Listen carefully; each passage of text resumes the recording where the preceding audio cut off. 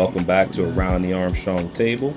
Today I'm going to be showing you my version of smothered chicken with a delicious mushroom gravy. Can't wait.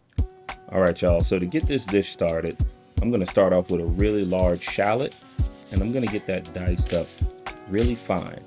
And I want the shallots to essentially dissolve in this dish. They're going to be perfect for that gravy when it comes time to make that. And of course, you know we gotta have some garlic. With smothered chicken, you gotta have garlic in there. It just adds so much delicious flavor and a depth that is unmatched. And so we want to get that diced up really, really fine. And of course, in order to have the mushroom gravy, you know we gotta have some mushrooms. So what I want to do is get my mushrooms clean. And the way you do that is just take a damp paper towel, and then you make sure you wipe the mushrooms and get them clean, get all that dirt off of them, and then you get them sliced up real nicely. So that's what I did there. And next I'm gonna move on to my chicken. I'm gonna keep this really, really simple, but I want to season my chicken well. So make sure you season it with some salt, some pepper, and some garlic powder. And I'm gonna add a little bit of Cajun seasoning in it later. I'm not gonna add it right now, but I'll add that once I get the chicken in the pot. I'm gonna be using my Hexclad saute pan, and you know I've been really happy with the Hexclad pans, and I'm telling you they've been fantastic to use. So just want to make sure I mention that. And if you guys have an opportunity to get them, you know, please do. They're also in the link in my bio on my YouTube page, so check those out. So now that we got the chicken in the pan, we want to get that chicken sauteed, and what you want to do is get it cooked but not all the way through. You want to get a nice caramelized brown color on it. And I'm telling you, now that we got the chicken cooking, what I want to do is I'm gonna put the chicken aside. I don't want to cook the chicken all the way through because it's actually going to cook in the sauce that I'm going to make, and it's just going to add some extra flavor once I cook that chicken in the sauce. But this is exactly what you want. So now that the chicken is put to the side, you want to get some butter back in that pan, and we're going to use that butter so we can start cooking the mushrooms. And you want to get a really, really nice, deep caramelized color on the mushrooms. All of the brown bits at the bottom of the pan, I want to get all of that coated with those mushrooms. And it's just, you know, you want to get all of that. That's nothing but flavor at the bottom. So that's just going to add to the depth of flavor that you want. And of course, we cut up the shallots, we got to add those in. And again, get this cooked down really nicely so that you can enjoy it with that sauce once you come in with your liquids. And I'm loving what I'm seeing right now, because this is exactly what you want to have. And of course, you know we got to add all of that diced up garlic in there. So I'm going to get this seasoned. Again, salt, pepper, and then also, like I said, a little bit of Cajun seasoning as well. I'm going to throw some of that in there. And I mean, I want to eat the mushrooms just like that.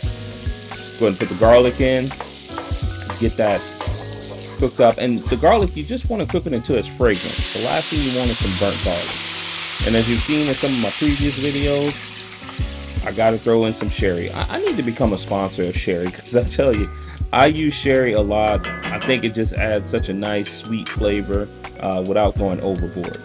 And then I threw in a little bit of Cajun Dijon mustard, and I think this is the most important ingredient in my gravy, in my opinion, because it almost gives it a flavor like a steak Diane. But of course, it's a little bit different because it's chicken. So of course, we got to come up with some of that What's That Here sauce. And again, one of my favorite ingredients, just adds so much richness to the background of the sauce. And then we'll finish it off with about a cup to a cup and a half of chicken broth. And what you want to do at this point is really just let that come up to a little bit of a boil, and then cook it down to a simmer. And once you get that broth simmering and get that sauce going, you want to add the chicken back in so the chicken could absorb all of that delicious flavor that's already in there. And this is exactly what you want to see. Let this cook down. The sauce is going to thicken up. So we'll get that covered down, and once we get it covered, we're gonna let the flavors concentrate, and then to get the sauce a little bit thicker, I added a cornstarch slurry. I could just let it continue to cook down, but I want to keep a lot of that delicious gravy. I don't want it to cook down so far. And now that it's cooked down, it's right at the consistency that I want. We finished off with some fresh parsley, and then we got to transition to those delicious mashed potatoes. And let's just keep this simple. There's no reason to complicate this. Salt your water like the sea so your potatoes are nice and salty when they come out, but not overly salty. And then you want to get those bad boys in that boiling water. And you want to cook these until they're nice and pork tender and they're mashable.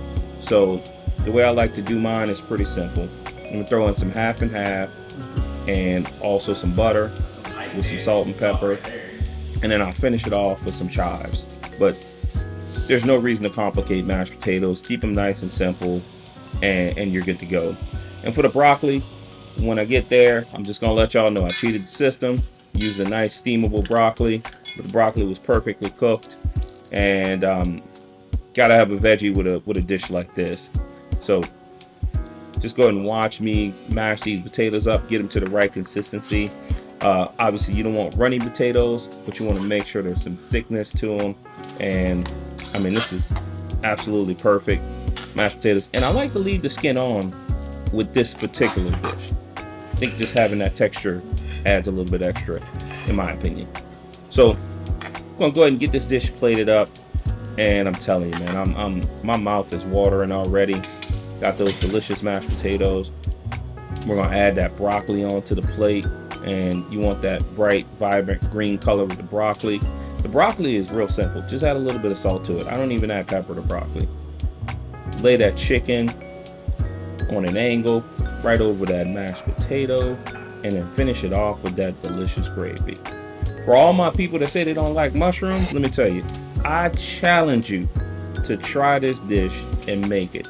First time I made a mushroom dish for my wife, she was like, I don't really like mushrooms. Well, guess what? She like them now, and I'm telling you, every time I cook them, they're absolutely perfect. Just look at that. Come on, man. That looks absolutely delicious. Thank you guys so much for watching. This was so good. I forgot to record myself taking a bite, guys.